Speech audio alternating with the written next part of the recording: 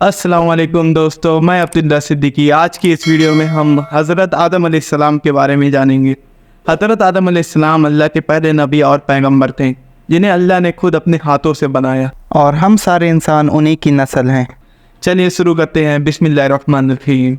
سورہ بقرہ میں اللہ تعالیٰ انسان کی پہلی مخلوق حضرت آدم علیہ السلام کا ذکر کیا ہے۔ جب اللہ نے انسان بنانے کا ارادہ کیا تو فرشتوں کو بتایا، میں زمین پر اپنا خلیفہ بنانے والا ہوں۔ فرشتے حیران رہ گئے اور بولے، کیا آپ ایسا مخلوق بنائیں گے جو فساد کرے گی؟ انہوں نے دیکھا تھا کہ جن بھی ہیں جو اکثر برا کرتے ہیں۔ فرشتوں نے کہا، اے اللہ، کیا تم ایسی مخلوق بناؤ گے جو خون بہائے گی؟ اللہ نے کہا، جو میں جانتا ہوں وہ تم نہیں جانتے۔ فرشتوں نے آپس میں کہا، جو مخلوق اللہ پیدا کرے گا وہ ہم سے علم میں زیادہ جانکار نہیں ہو سکتی۔ تب اللہ نے آدم علیہ السلام کو خاص علم عطا فرمایا اور انہیں مختلف چیزوں کے نام سکھائے۔ جب آدم علیہ السلام نے ان ناموں کو فرشتوں کے سامنے بیان کیا تو فرشتوں نے ادب سے کہا، ہمیں بس وہی علم حاصل ہے جو آپ نے ہمیں دیا ہے۔ اللہ نے کہا، اے آدم، تم بتاؤ ان چیزوں کے نام۔ جب آدم علیہ السلام نے صحیح نام بتائے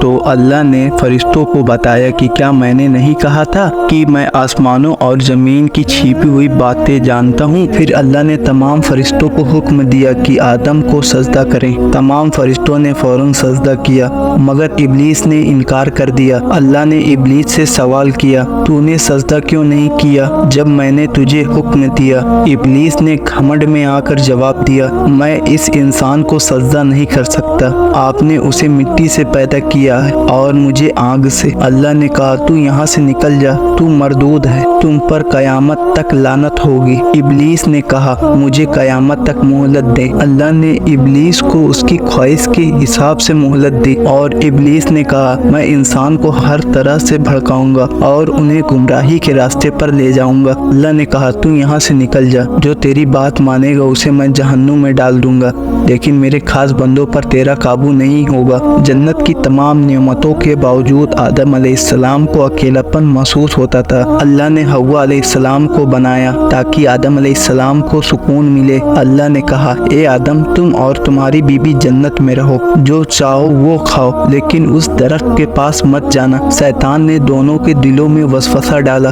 کہنے لگا، تمہارا رب نے تمہیں اس درخت سے منع کیا ہے تاکہ تم ہمیشہ زندہ رہو یا فرشتہ نہ بن جاؤ۔ دھوکے سے شیطان نے انہیں اس درخت کی طرف کھینچ لیا۔ جب آدم اور حوا نے پھل کھا لیا، ان کی آنکھیں کھلی اور شرمندگی محسوس کرتے ہوئے انہوں نے اپنے جسم کو ڈھکنے کے لیے درخت کے پتے توڑ کر خود کو چھپانے کی کوشش کی۔ اللہ نے کہا، کیا میں نے تمہیں اس درخت سے منع نہیں کیا تھا؟ آدم اور حوا نے کہا، اے ہمارے رب، ہم نے اپنی غلطی قبول کی، اگر تم ہمیں معاف نہیں کرو گے تو ہم تباہ ہو جائیں گے۔ اللہ نے کہا، تم سب جنت سے نیچے اتر جاؤ، اب سے تم ایک دوسرے کے دشمن ہو اور تمہارے لیے زمین پر رہنے کی جگہ ہے، وہیں تمہیں جینا اور مرنا ہے۔ آدم علیہ السلام نے زمین پر آ کر 40 سال تک معافی مانگی اور اللہ نے ان پر رحم کر کے انہیں معاف کر دیا۔ اللہ نے کہا، تم اور تمہاری اولاد اس دنیا میں رہو، جب میری طرف سے کوئی نبی آئے تو اس کا کہنا مانو، جو میرے نبیوں کی بات نہیں مانے گا وہ جہنم میں جائیں گے۔